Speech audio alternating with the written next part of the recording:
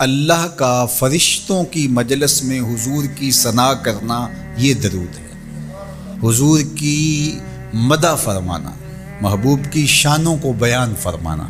یہ صحیح بخاری میں صلاۃ کا ترجمہ حضرت ابو العالیہ رضی اللہ تعالی عنہ سے کیا گیا ہے۔ تو پھر درود کا مفہوم بہت وسیع ہے، حضور کی مدح و توصیف، حضور کے حسن کا بیان، حضور کے خصائل کا عنوان، آقا کریم کے شمائل کا تذکرہ، حضور علیہ السلام کے فضائل کی باتیں، حضور کی عظمتوں کا عنوان، یہ سب کچھ درود کے زمرے میں آتا ہے۔ اور پھر ساتھ صیغہ بھی درود کا ہو اور اس میں شانیں بھی حضور کی ہوں، جس طرح درود تاج میں ہے، تو اس میں حضور پر درود بھی بھیجا گیا اور ساتھ حضور کی عظمتوں کو بھی بیان کیا گیا۔ تو یہ ایک خوبصورت گلدستہ بن گیا۔ درود شریف کے جو مفاہیم بیان کیے گئے ہیں، ان سب مفاہیم کو یہ اپنے جلو میں لیے ہوئے ہے یہ درود۔ تو کثرت کے ساتھ حضور علیہ السلام پر درود پڑھنے کی تلقین فرمائی گئی۔ حضرت ابی بن کعب رضی اللہ تعالیٰ عنہ فرماتے ہیں کہ آقا کریم نے ترغیب دی درود شریف پڑھنے کی، باقی امور اور عبادت، ذکر فکر تو میں نے عرض کی، ارشاد فرمائے کہ میں آپ پر کس مقدار میں درود پڑھوں، کتنا وقت، کتنا درود پڑھوں؟ تو آقا کریم نے فرمایا معاشیتا، جتنا تم چاہو۔ فرماتے ہیں میں نے کہا میں چوتھا حصہ درود پڑھوں گا، باقی 3 حصے دیگر عبادات اور دیگر وظائف اذکار بجا لاؤں گا۔ فرمایا جس طرح تم چاہو، جو تمہاری مرضی، لیکن اگر درود کی مقدار کو بڑھا دو تو تمہارے لیے بہتر ہوگا۔ تو میں نے کہا النصف، میں آدھا وقت درود پڑھا کروں گا اور باقی چیزیں باقی آدھے وقت میں کروں گا۔ فرمایا جس طرح تم چاہو، لیکن اگر درود کی مقدار کو بڑھا دو تو تمہارے لیے بہتر ہوگا۔ میں نے کہا کہ حضور میں 2 حصے درود پڑھوں گا اور 1 حصہ باقی وظائف اوراد بجا لاؤں گا۔ فرمایا جیسے تمہارا دل چاہے، لیکن اگر تم درود کی مقدار کو بڑھا دو تو تمہارے لیے بہتر ہوگا۔ فرماتے ہیں میں نے کہا حضور میں پڑھوں گا ہی درود، سارا وقت میں آپ پہ درود ہی پڑھتا رہوں گا۔ فرمایا پھر تمہارے سارے دکھ، تکلیف، اذیتیں، پریشانیاں، اس کے لیے یہ درود کفایت کرے گا اور تمہارے گناہوں کی مغفرت فرما دی جائے گی۔ تمہاری پریشانیاں، تمہاری اذیتیں، تمہارے دکھ، دور موجود میں لفظ بولا جاتا ہے ٹینشن، تمہاری ساری ٹینشن، تمہارے سارے معاملات حیات کی بے ترتیبیاں، پریشانیاں، دکھ، اذیتیں، سب کچھ ختم ہو جائے گا۔ درود سب دردوں کا مداوع ہو جائے گا، سب دکھوں کا علاج ہو جائے گا، سب پریشانیوں کا حل ہوگا، سب مصیبتوں کا مداوع بن جائے گا، اور ساتھ ساتھ تمہارے گناہ بھی بخش دیے جائیں گے۔ تو درود جتنی کثرت کے ساتھ پڑھا جائے، اللہ کی اتنی ہی رحمتیں نازل ہوتی ہیں۔ تو باقی وظیفے، باقی اوراد، وہ بھی فضل و شرف والے ہیں، لیکن حضور نے فرمایا کہ پھر تمہارے لیے درود ہی کافی ہو جائے گا۔ اللہ اکبر۔ فرمایا جو میرے اوپر 1 مرتبہ درود بھیجتا ہے، اللہ اس پر 10 رحمتوں کا نزول فرماتا ہے۔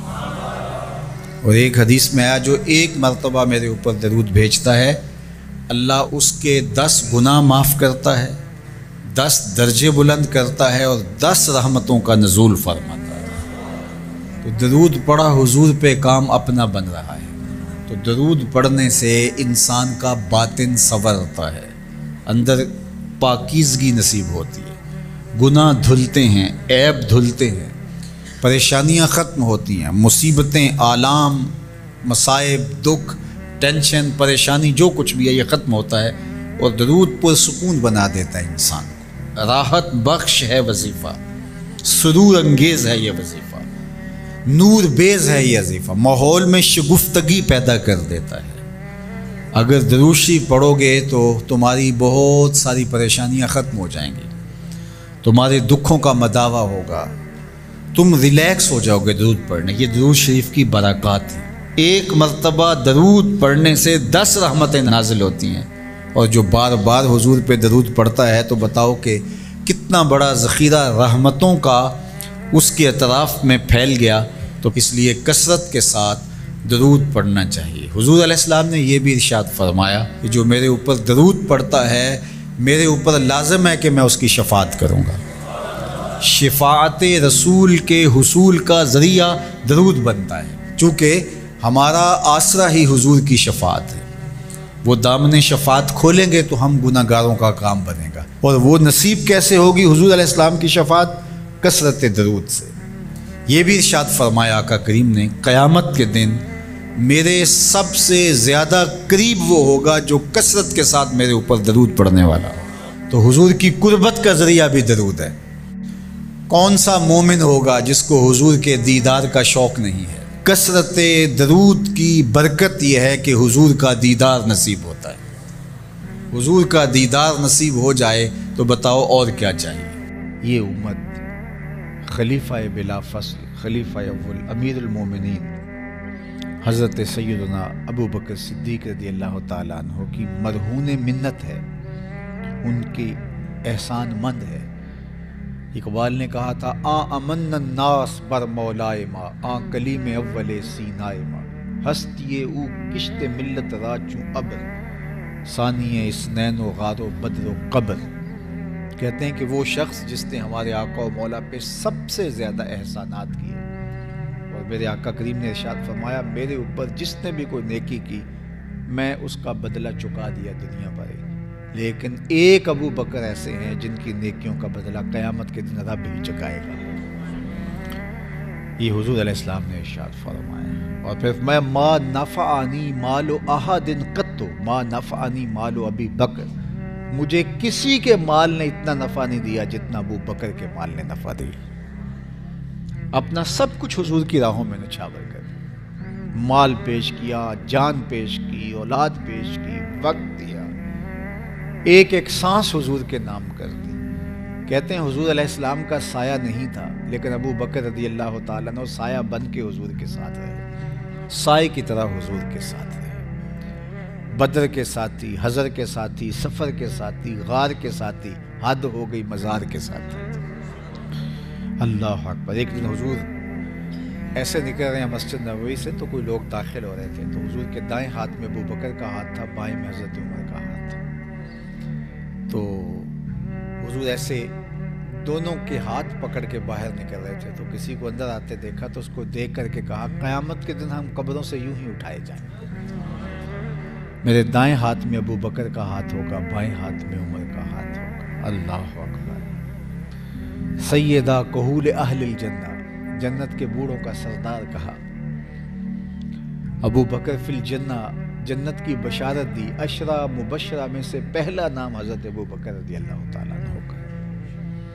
فرمایا، میرے دو وزیر آسمان پہ ہیں، دو وزیر زمین پہ ہیں۔ آسمان پہ میرے دو وزیروں کا نام جبرائیل و میکائیل ہے، اور زمین پہ اوپر میرے دو جو وزیر ہیں، ایک کا نام ابو بکر ہے، ایک کا نام عمر ہے۔ تو کیا شان ہے حضرت ابو بکر صدیق رضی اللہ تعالیٰ۔ ہر نبی کا صحابی عظمتوں کے معراج میں ہے، لیکن جو شان حضور کے اس جان نثار کو دی گئی ہے، اللہ اکبر۔ قرآن نے بھی کہا نا، وَثَانِيَ اثْنَيْنِ إِذْ هُمَا فِي الْغَارِ، اللہ اکبر۔ دو میں سے دوسرا، اللہ اکبر، جب وہ غار میں تھے، دو میں سے دوسرا، اس لفظ کی خوبصورتی ملاحظہ کیجئے، دو میں سے دوسرا۔ حضرت عمر کہا کرتے تھے، حضرت صدیق اکبر کا ذکر کرتے سارے رو پڑتے، اور کہتے کہ ابو بکر میری ساری زندگی کی نیکیاں لے لیں، وہ غار والی ایک نیکی مجھے دے دیں۔ ساری نیکیاں زندگی کی ابو بکر لے لیں، ایک نیکی غار والی مجھے دے دیں۔ تو ان کی ساری نیکیاں ایک طرف، اور ابو بکر کی ایک نیکی ایک طرف۔ اور حضرت عمر کہا کرتے تھے، کاش میں ابو بکر کے سینے کا بال ہی ہوتا۔ کوئی کم شان ہے؟ یہ حضرت عمر کہہ رہے ہیں، یہ عمر جس کے بارے میں میرے حضور علیہ السلام نے فرمایا کہ میرے بعد اگر نبوت کا دروازہ بند نہ ہوا ہوتا، میرے بعد اگر کسی نے نبی ہونا ہوتا تو وہ عمر ہوتا۔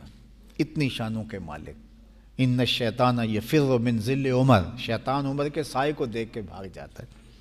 وہ عمر کہہ رہے ہیں، کاش میں ابو بکر کے سینے پر لگا ہوا بال ہی ہوتا۔ یہ شان ہے، یہ عظمت ہے۔ سارے حضور کے صحابی عظمتوں کے معراج پر، لیکن ان کی شان ہی وکھری ہے۔ کسی پنجاب شاعر نے کہا کہ سارے یار نبی دے سونے، نہیں کوئی اینا یاراں ورگا، نہ کوئی ہویا نہ کوئی ہوسی، اینا جان نثاراں ورگا، نہ اس دھرتی پیدا کیتا اینا یاراں ورگا، اعظم شان صدیق کی دساں اکو یار ہزاراں ورگا۔ وہ عظمتوں کی کس معراج پہ امن الناس بر مولائے ما، کلیم اول سینائے ما، ہستی او کشت ملت راچو ابر، ثانی سنین و غار و بدر و قبر۔ بدر کے بھی ساتھی، قبر کے بھی ساتھی، مزار کے بھی ساتھی، غار کے بھی ساتھی، اور اسلام کی کھیتی کے لیے ابر بہار کی طرح برسے اور سیراب کر گئے، اور اس امت کے لیے انہوں نے جو کام کیا وہ انہی کا مقصوم